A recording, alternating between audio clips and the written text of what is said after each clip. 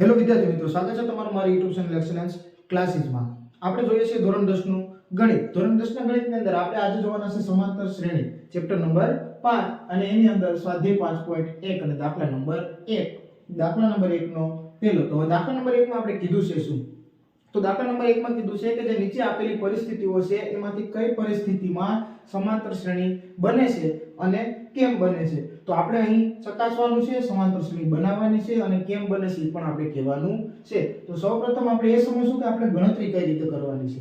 તો અહીં જે પરિસ્થિતિ આપેલી છે તે આપણે પૂરી રીતે સમજશું અને એમાંથી આપણે a અને d મેળવવાનો પ્રયત્ન કરીશું અને એના દ્વારા આપણે સમાંતર શ્રેણી બનાવશું, એટલે કે એક શ્રેણી બનાવશું પહેલા અને પછી એને ચેક કરશું કે તે સમાંતર શ્રેણી છે કે નહીં. હવે સમાંતર શ્રેણી છે કે નહીં તે કઈ રીતે ચેક કરાય તે તમને મેં જ્યારે આપણે આનો વિડિયો મૂક્યો હતો સૂત્રોનો તેની અંદર તમને સમજાવેલું હતું કે અહીં આપણે કઈ રીતે નક્કી કરાય કે આ સમાંતર શ્રેણી છે કે નહીં. તો તે અહીં આપણે ચેક કરવાનું છે. તો જો શરૂઆત કરીએ, અહીં ટેક્સીનું ભાડું આપેલું છે. તો ટેક્સીનું ભાડું શું છે?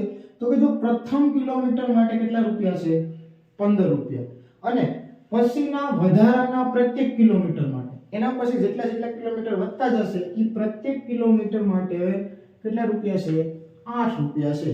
તો અહીં સમજશું એટલે તરત આપણે ખ્યાલ આવશે કે પ્રથમ કિલોમીટર માટે તો આપણું પ્રથમ પદ એટલે કે જો પ્રથમ કિલોમીટર માટે તો આવી રીતે લખી શકાય, પ્રથમ કિલોમીટર માટે કેટલા રૂપિયા? તો કે રૂપિયા 15. હવે બીજા કિલોમીટર માટે તો કે તેના પછીના બીજા કિલોમીટર માટે, અથવા તો એવું લખી શકો કે પ્રથમ 2 કિલોમીટર માટે. પ્રથમ કિલોમીટર માટે આવી ગયું. હવે એના પછીનું પહેલું અને બીજું 2 કિલોમીટર, તો પ્રથમ 2 કિલોમીટર માટે. તો પ્રથમ 2 કિલોમીટર માટે કેટલા થશે? તો કે પ્રથમ કિલોમીટરમાં 15 રૂપિયા અને પ્લસ એના પછીનું વધારાનું કેટલું ચડ્યું? તો કે પ્રત્યેક કિલોમીટરે 8 રૂપિયા ચડવાના. તો અહીં એના પછી 1 ચડ્યું એટલે 15 + 8, તો 15 અને 8 કેટલા થશે? 23. તો પછીના કિલોમીટર 2 કિલોમીટર જાય જો પ્રથમ તો 23 રૂપિયા. એના પછી પ્રથમ 3 કિલોમીટર જાય તો પ્રથમ 3 કિલોમીટર માટે કેટલા થશે? તો કે 2 કિલોમીટરના 23 રૂપિયા થયા હતા. તો એમાં આપણે વધારાનું કેટલું ચડ્યું? તો કે એના પછી 2 કિલોમીટરમાં 1 કિલોમીટર વધારાના કેટલા રૂપિયા ચડ્યા? તો કે 8. તો 23 માં આપણે 8 ઉમેરીશું. કેટલા થશે? તો કે 31 થશે. એટલે કે આગળ શું આવશે? 31 રૂપિયા. એવી રીતે હજી એક ગણતરી કરીએ તો કે પ્રથમ 4 કિલોમીટર માટે, પ્રથમ 4 કિલોમીટર માટે કેટલા રૂપિયા થશે? તો કે પ્રથમ 4 કિલોમીટરમાં છે 3 કિલોમીટરના તો કે 31 રૂપિયા પ્લસ એના પછી ચોથા કિલોમીટરના વધારાના તો કે પ્રત્યેકના 8 રૂપિયા દેવાના, એટલે 31 + 8 એટલે કેટલા થશે? 39 રૂપિયા. તો અહીં આપણે આવું લખશું કે આમ શ્રેણી, અહીં આપણે સમાંતર શ્રેણી લખશું નહીં, કેમ કે હજી આપણે નક્કી કર્યું નથી કે આ સમાંતર શ્રેણી બની છે કે નહીં. તો આપણે લખશું કે અહીં શ્રેણી શું બને છે? તો કે પ્રથમ 15, પછી 23, એના પછી 31, એના પછી 39 અને આવી જ રીતે હજી આગળ ચાલતું રહેશે. એટલે કે આમ શ્રેણી આવી રીતે બને છે. બરાબર. તો હવે આ શ્રેણી બને છે તો હવે આપણે શું કરવાનું છે? તો કે ચકાસવાનું છે કે આ શ્રેણી છે કે નહીં. તો પ્રથમ આપણે કઈ રીતે ચકાસણી કરશું? તો કે d મેળવીએ. હવે d1 શા માટે લખ્યા? તો કે આપણે અહીં એક d મેળવીને ચેક કરી શકીએ નહીં. કેમ?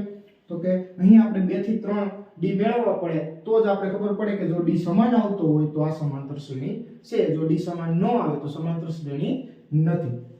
તો d1 બરાબર શું થશે? તો કે આપણો સૂત્ર હતું શું હતું? તો કે a2 - a1. a2 એટલે શું થશે? તો કે આ પ્રથમ પદ, આ દ્વિતીય પદ, આ ત્રીજું પદ, ચોથું પદ, એ જ રીતે આગળ ચાલ્યું જશે. અહીં બીજું પદ કેટલા છે?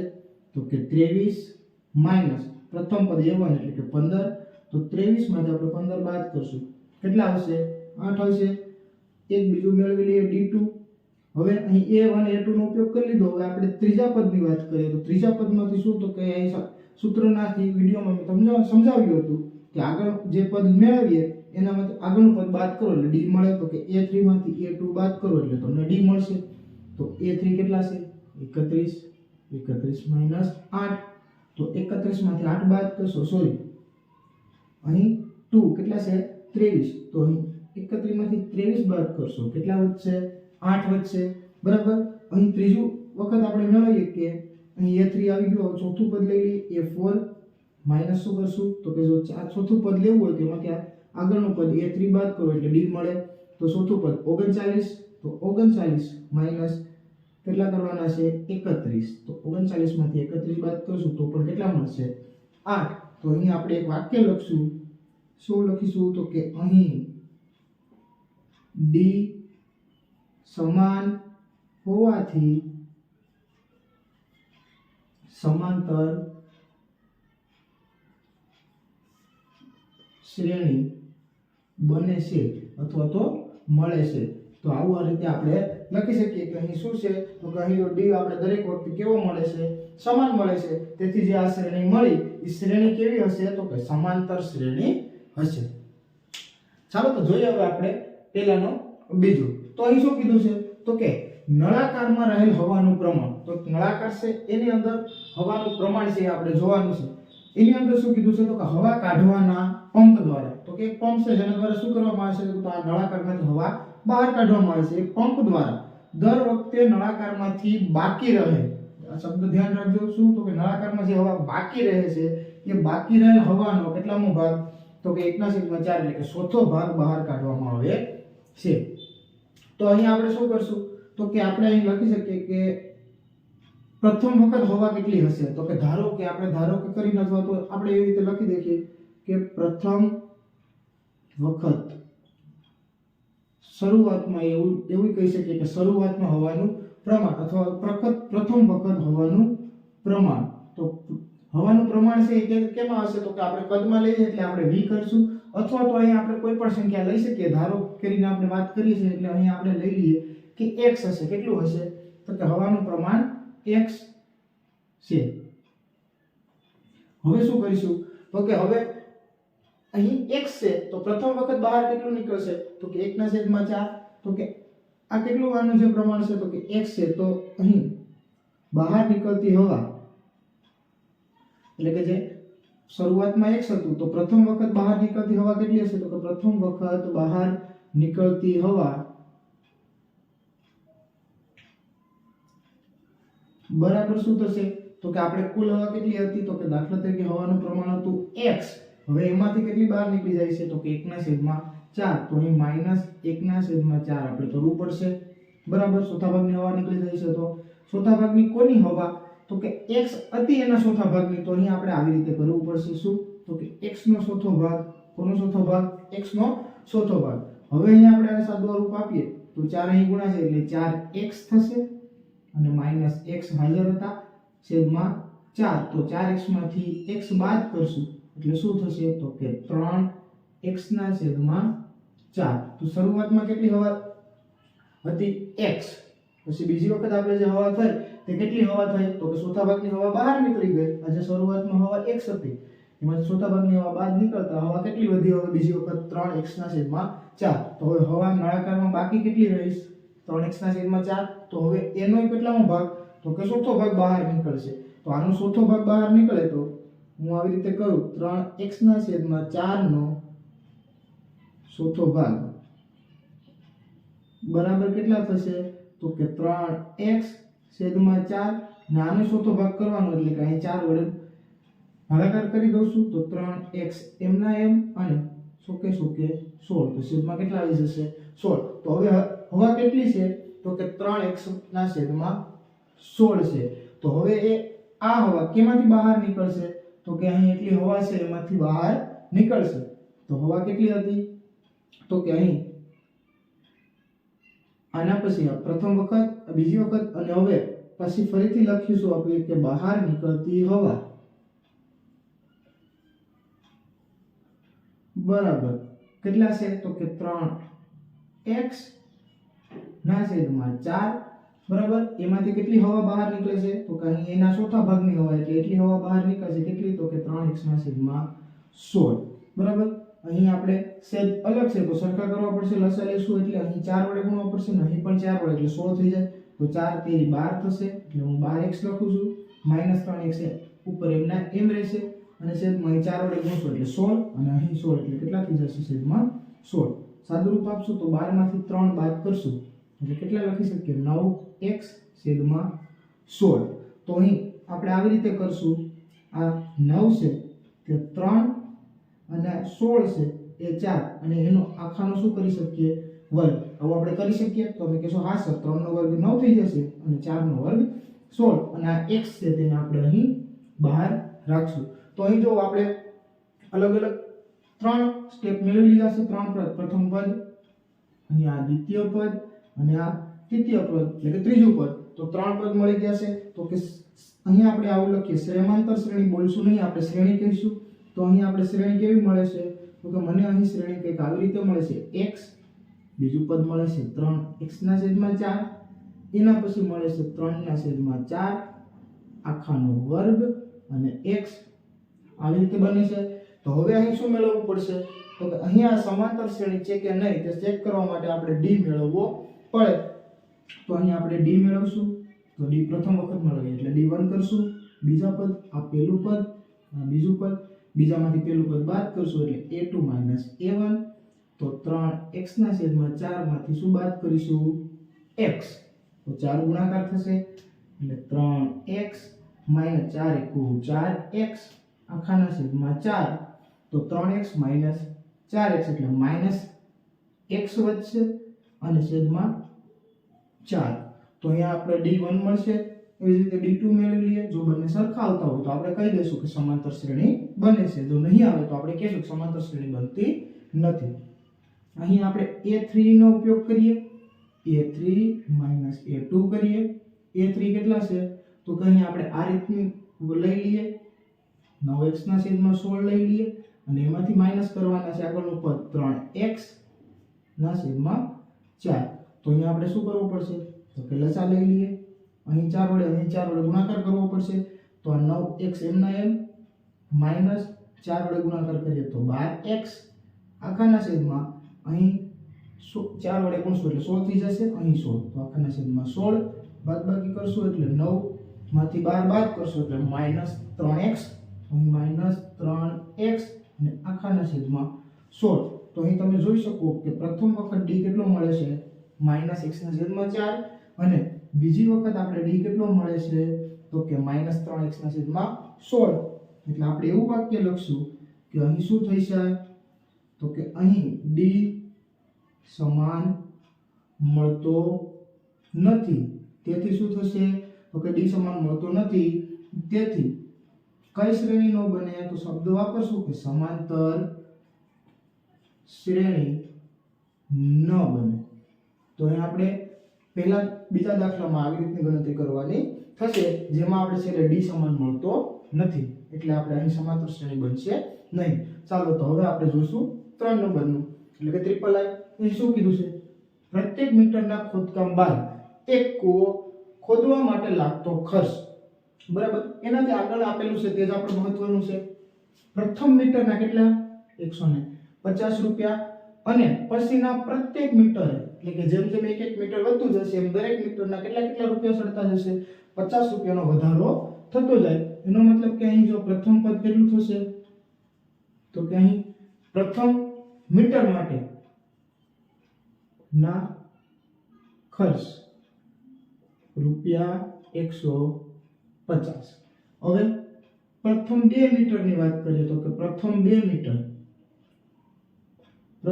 મીટરનો ખર્ચ કેટલો થશે તો કે 1 મીટરનો તો 150 રૂપિયા છે અને બીજા મીટર આવશે એટલે કેટલા પૈસા રૂપિયા સડશે તો કે 50 રૂપિયા સડશે એટલે પ્લસ 50 કરશું એટલે કેટલા થઈ જશે 200 રૂપિયા થશે, બરાબર.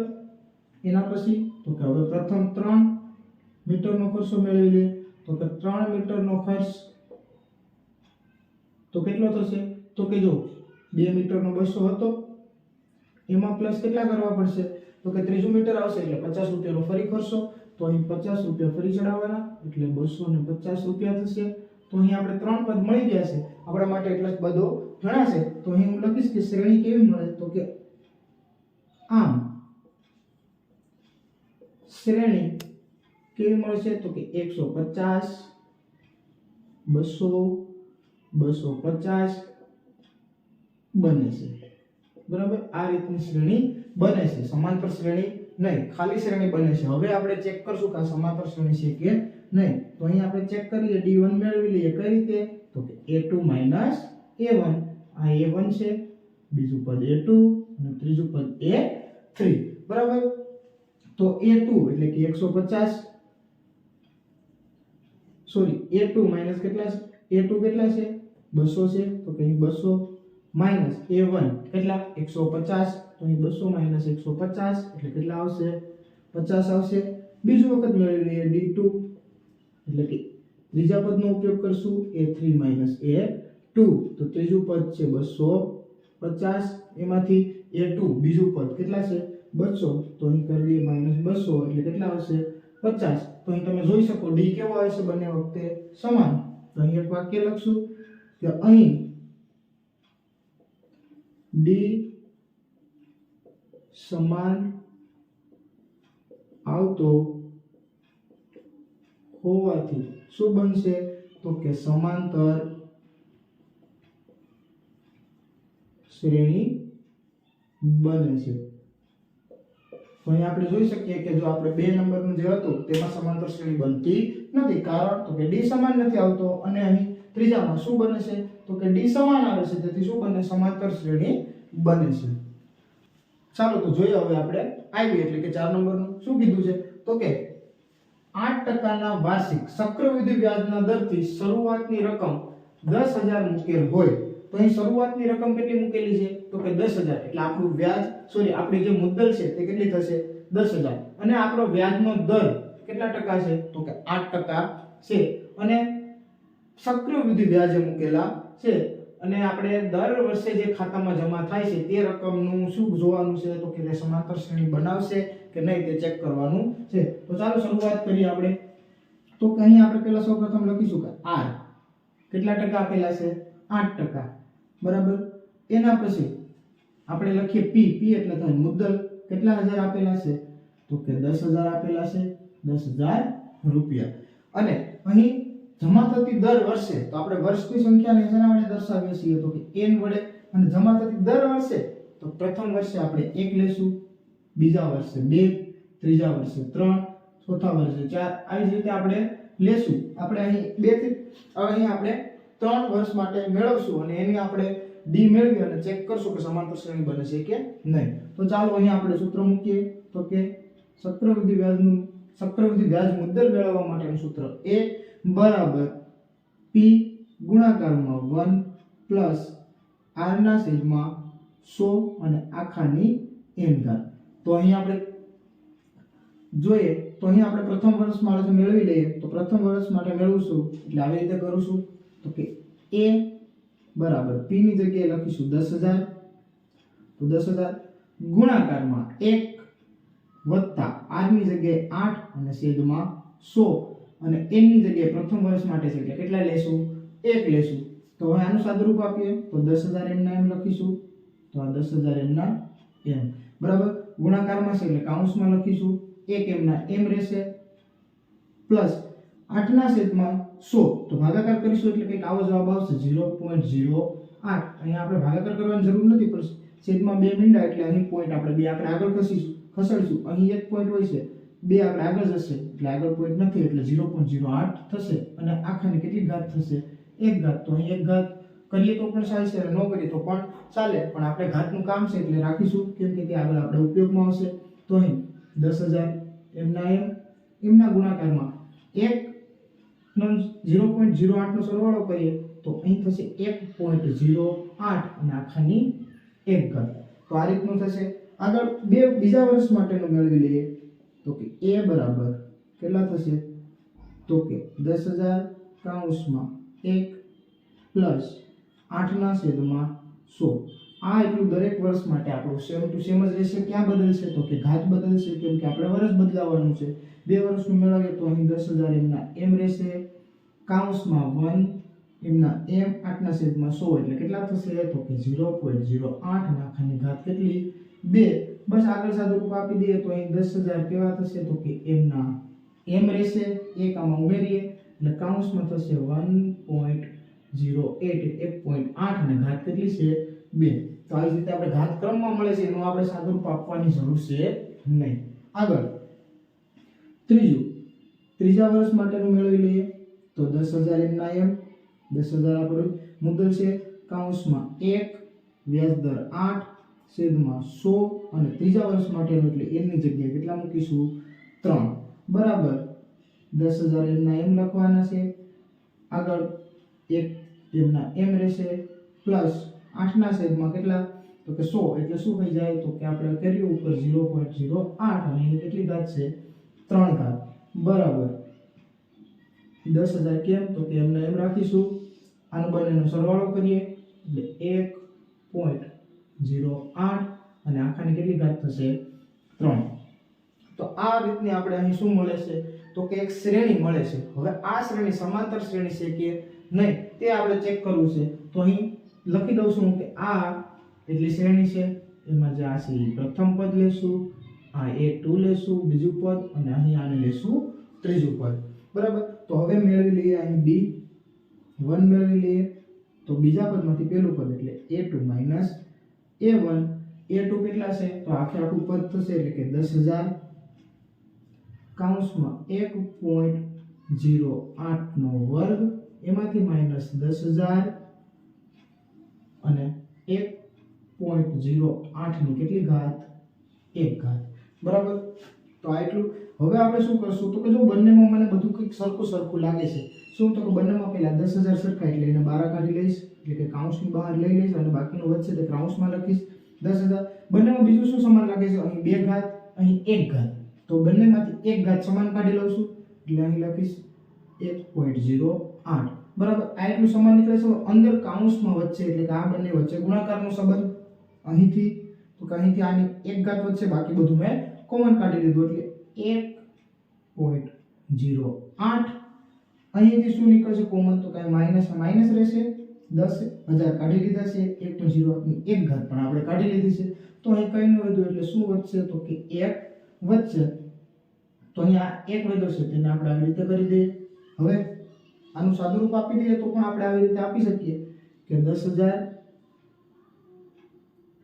કૌંસમાં 1.08 અને આ બીજા કૌંસમાં શું વધશે તો કે બીજા કૌંસમાં પણ વધશે 1.08 માંથી 1 બાદ કરીએ તો 0.08 બરાબર આગળ હવે d2 મેળવી લઈએ તો d2 માં થશે a3 નો ઉપયોગ a3 માઈનસ આપણે શું કરીશું તો કે a2 કરીશું a3 કેટલા છે તો કે 10,000 કૌંસમાં 1.08 અને ત્રીજું પદ છે અહીં 3 ઘાત છે કેટલી ઘાત છે અહીં 3 ઘાત એમાંથી માઈનસ કરીશું 10,000 અને 1.08 ની કેટલી ઘાત 2 ઘાત તો આની બાદબાકી કરીશું તો આવી જ રીતે સામાન્ય કાઢીશું તો કે કેટલા નીકળશે તો કે 10,000 કોમન નીકળશે બંનેમાંથી 1.08 ની 3 ઘાત અને અહીં 2 ઘાત તો કેટલી ઘાત કોમન નીકળે 2 તો 2 ઘાત કોમન કાઢો 1.08 ની 2 ઘાત અહીં ગુણાકારમાં કેમાં આવશે ગુણાકારમાં